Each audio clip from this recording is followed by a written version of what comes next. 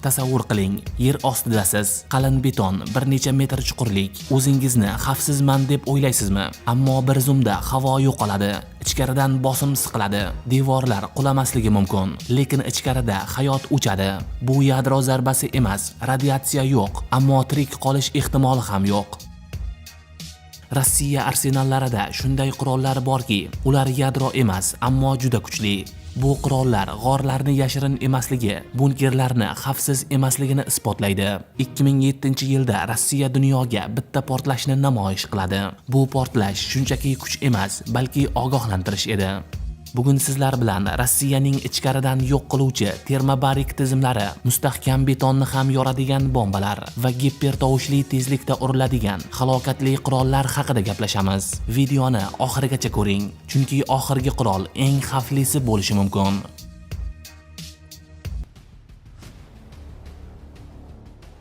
Birinchilardan bo'lib, Rossiyaning eng kuchli raketalaridan biri RS-28 Sarmatga to'xtalish to'g'ri bo'ladi. Bu raketa NATO tomonidan Satana 2 deb ataladi va hozirgi kunda dunyodagi eng og'ir va eng kuchli qit'alararo ballistik raketalardan biri hisoblanadi. Uning maksimal uchish masofasi 18,000 kilometrdan oshadi deb keltirilgan. Bu esa u bilan deyarli Yerning istalgan nuqtasiga zarba berish imkonini beradi. Sarmat raketasi bir nechta mustaqil boshqaruvchi yadro kallaklari, MRIF tizimlari bilan jihozlangan bo'lib, har biri alohida nishonga urilishi mumkin. Raketaning umumiy quvvati o'nlab megatonnaga teng bo'lishi mumkin. Bu esa uni butun shaharni yo'q qilish darajasidagi qurolga aylantiradi. Bundan tashqari, u zamonaviy raketalarga qarshi mudofaa tizimlarini aldash uchun maxsus texnologiyalar bilan jihozlangan. Barcha bombalarning otasi FOAP. O'tgan dasturimizda Amerika Qo'shma Shtatlarining barcha bombalarining onasi MOAB haqida gaplashgan edik. Endi navbat Rossiyaning FOABiga. Ushbu qurol Rossiya tomonidan 2007-yilda namoyish qilingan eng katta noyadro bomba hisoblanadi. Bu qurol ko'pincha AQShning MOAB bombasiga javob sifatida tilga olinadi. Rossiya rasmiylariga ko'ra, FOAB portlash quvvati bo'yicha MOABdan ham kuchliroq. Ammo shu joyda eslatib o'tish kerakki, Rossiya rasmiylarining fikriga doim ham 100% ishonib bo'lmaydi. Lekin bu degani qurolni kuchsiz ham qilmaydi. Amerika bombasi kabi bu ham yerga urilib emas, balki aniq balandlikda havoda portlaydi. Portlash vaqtida hosil bo'ladigan kuchli zarba to'lqini katta hududlarni qamrab oladi. Ochiq maydonlar, harbiy texnika va mustahkam inshootlarni vayron qiladi. Bombalar otasining asosiy vazifasi qisqa vaqt ichida katta hududlarni yo'q qilish hamda dushmanga kuchli psixologik bosim o'tkazishdir. Ushbu bomba real janglarda qo'llangani rasman tasdiqlanmagan, biroq uning sinov portlashi butun dunyoda katta shov-shuvga sabab bo'lgan.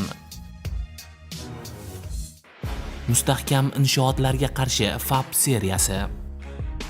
Rossiya havo kuchlari arsenallarida FAB 1500, FAB 3000 va FAB 5000 kabi og'ir avia bombalar mavjud. Ushbu bombalar yuqori balandlikdan tashlanadi va portlash vaqtida nihoyatda kuchli zarba to'lqini hosil qiladi. Xususan FAB 3000 va 5000 mustahkam beton inshootlar, qo'mondonlik punktlari va yer ostiga yaqin joylashgan obyektlarni yo'q qilish uchun mo'ljallangan. So'nggi yillarda Rossiya bu bombalarni UMPK deb ataluvchi boshqariladigan modul bilan jihozlab, ularni ancha aniqlik bilan zarba beruvchi qurolga aylantirdi. Bu esa FAB bombalarini oddiy og'ir bombadan zamonaviy yuqori xavfli qurolga aylantirdi. Kinetik va gipertovushli zarbalar. Rossiya rasmiy ravishda kinetik bombalar mavjudligini tan olmagan, biroq gipertovushli qurollar, masalan Kinjal, Sirkon va Avangard, ulkan tezlik va massa tufayli nihoyatda katta kinetik energiya hosil qiladi. Bu qurollar nishonga juda katta tezlik bilan urilib, portlovchi modda bilan birga meteor urilishiga yaqin ta'sir kuchini yuzaga keltiradi. Radiatsiya bo'lmasa-da beton inshootlar va yer osti obyektlari jiddiy zarar ko'radi. Shu sababli gipertovush qurollar zamonaviy urushlarning eng xavfli vositalaridan biri sifatida ko'riladi. Taktik yadro qurollari. Rossiya taktik yadro qurollari bo'yicha dunyoda yetakchi davlatlardan biri hisoblanadi. Masalan, Iskander M operativ taktik raketa majmuasi yadro kallagi bilan jihozlanishi mumkin. Bundan tashqari, kalibr qanotli raketalar ham nazariy jihatdan yadro kallaga tashlash imkoniyatiga ega. Bu qurollarning portlash quvvati strategik yadro bombalariga qaraganda kichikroq bo'lsa-da, ularni real jang maydonlarida qo'llash ehtimoli yuqori bo'lganligi sababli mutaxassislar tomonidan eng xavfli qurollar sifatida baholanadi.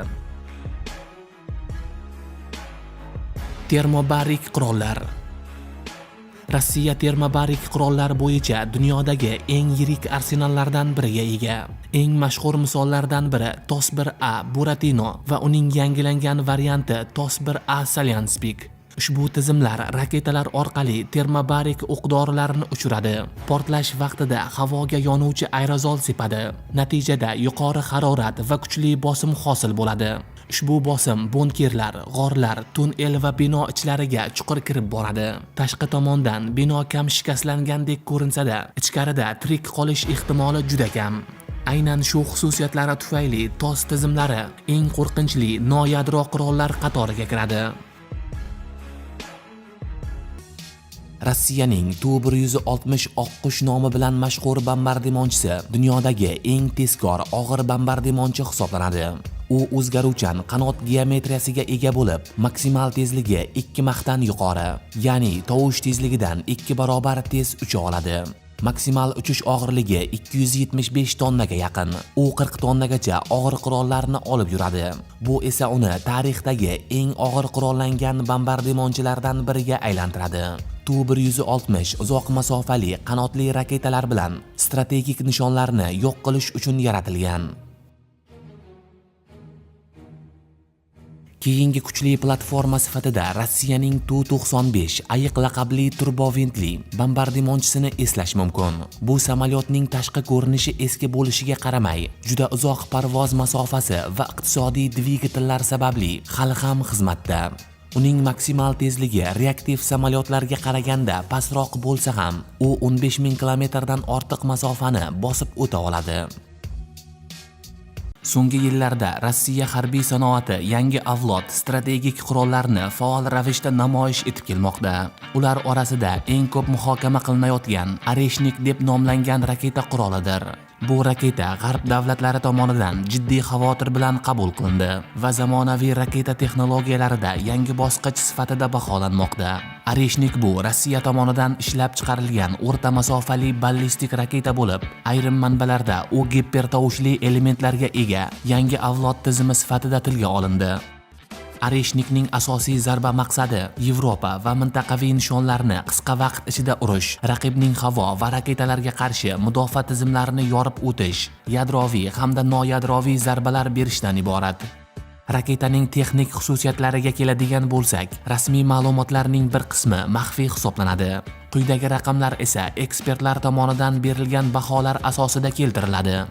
Demak, raketa turi o'rta masofali ballistik raketa. Uchish masofasi taxminan 2000 dan 3000 kilometrgacha. Tezligi gipertovush darajasiga yaqin. Kallak turi yadroviy yoki yuqori aniqlikdagi oddiy jangovar kallak bo'lishi mumkin. Yo'naltirish tizimi inersiya yoki sun'iy yo'ldosh korreksiyasi. Platformasi esa mobil yer usti raketa majmuasi.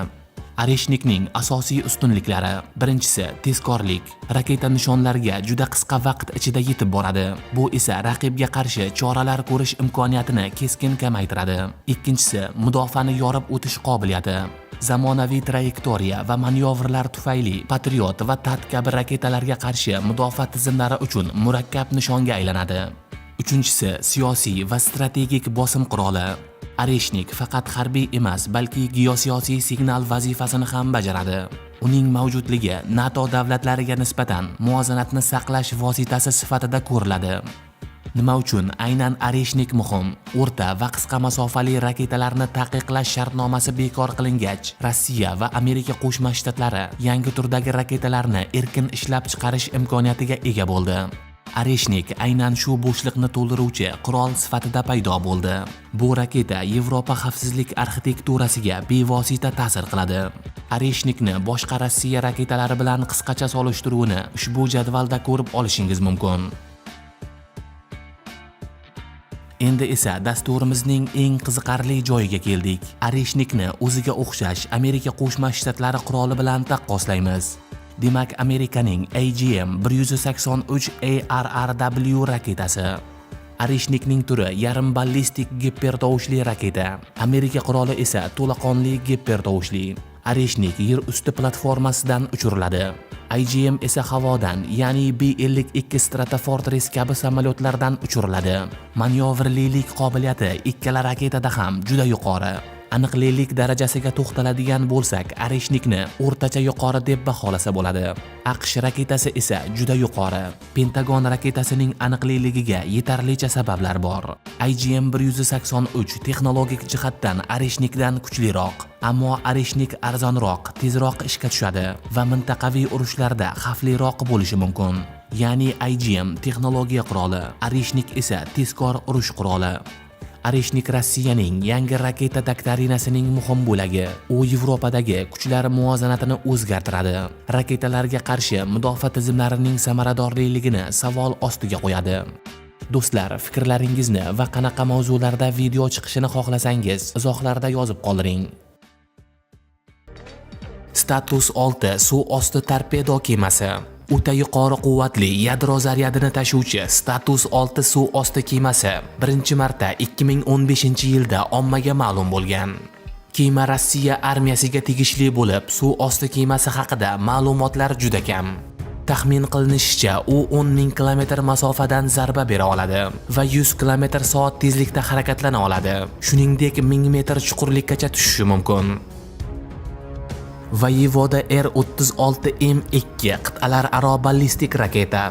Eng og'ir va eng kuchli qit'alararo ballistik raketa. Suyuq yoqilg'ili Voyevoda R-36M2 raketasi hisoblanadi. Raketa 8800 kg og'irlikdagi yukni 11000 km uzoqlikdagi qit'alararo masofaga yetkaza oladi. Kamaytirilgan og'irlikni esa 16000 km gacha olib boradi. Ballistik raketa trotil ekvivalenti bo'yicha 800 kilotonna kuchga ega 10 ta snaryadni yoki 25 megatonna kuchga ega bitta super snaryadni belgilangan nishonga yetkazadi. Raketa o'ta yuqori darajada himoyalangan ishga tushirish qurilmasida joylashgan bo'lib, uni hatto yadro quroli bilan ham yo'q qilish juda qiyin.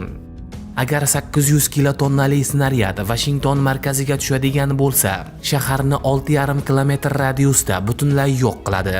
Natijada yuz beradigan 3-darajali yong'in 11 km radiusdagi hududni qamrab oladi. Umumiy hisobda bir vaqtning o'zida qariyb 500 million kishi halok bo'ladi. Taxminan 800 ming kishi jarohatlanadi.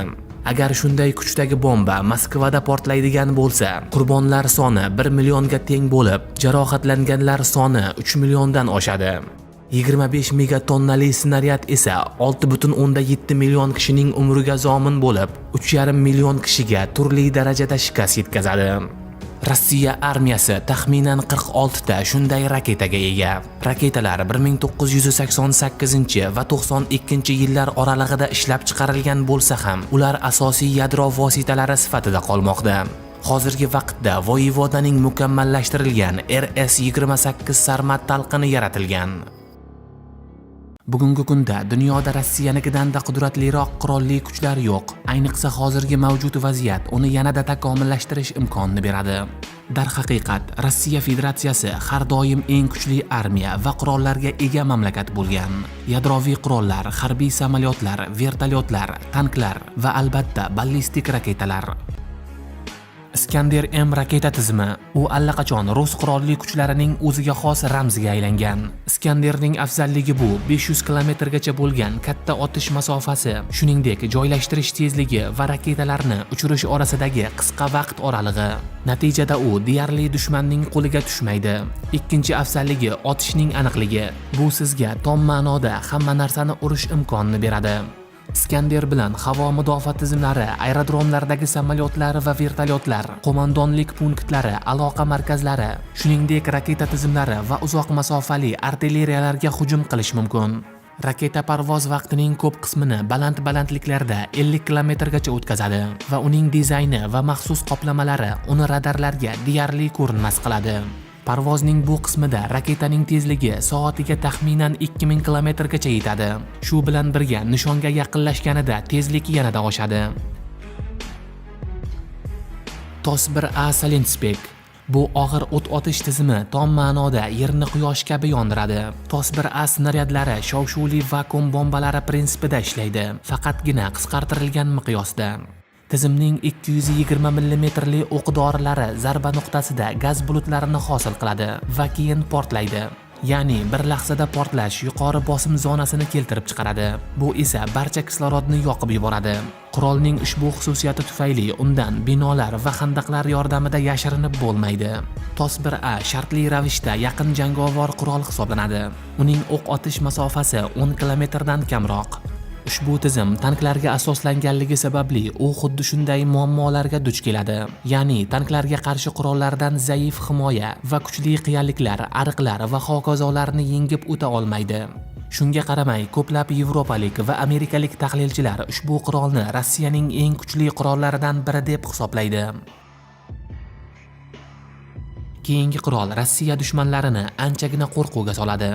Bu qit'alararo ballistik raketa Yars bo'lib, dushmanning muhim harbiy sanoat markazlarini yo'q qilishga mo'ljallangan. Uning dizayni ko'p jihatdan Topol M bilan bir xil, faqat bosh qismi va boshqaruv tizimi farqlanadi. Yarsning har biri 300 kilotonnagacha bo'lgan, uchida 6 tagacha jangovar kallaklar bilan jihozlangan. Yarsning yana bir qulayliklaridan biri undan yadroviy qurol sifatida ham va oddiy taktik qurol sifatida ham foydalanish mumkin. MiG-35 samolyoti. MiG-35 bu Rossiyada ishlab chiqarilgan ko'p funksiyali 4+ avlod yengil qiruvchi samolyotidir. Uning maqsadi havo ustunligini o'rnatish, dushman havo hujumidan mudofaa uchun yetib bo'lmaydigan zona yer usti va yer osti nishonlariga aniq zarbalar berishdir. MiG-35 ushbu samolyotning oldingi avlodlarini modernizatsiya qilish natijasida yaratilgan. Operatsion xususiyatlari yaxshilangan, jangovar samaradorlik va ko'p qirralik oshirilgan. Avvalgisiga qaraganda u yoqilg'i jihatidan ham ancha tejamkor bo'lib, ammo shu bilan birga uchuvchining qulayligi uchun ko'proq sharoitlar yaratilgan. Rossiyaning K-52 alligatori vertolyoti. K-52 yangi avlod og'ir qurollangan razvedka vertolyotidir. Ammo bu vertolyotning tez uchishi u qadar muhim emas. U 300 kilometrgacha bo'lgan nishonlarni aniqlash masofasiga ega. Shuningdek, 100 kilometr masofada zirhli texnikaga hujum qilishi mumkin. Rossiya Federatsiyasining eng zamonaviy vertolyotlaridan birida 30 mm li to'p va bir necha turli xil raketalar o'rnatilgan. Qizig'i shundaki, ekipaj komandiri ham, qurol tizimlari operatori ham vertolyotni boshqara olishi mumkin.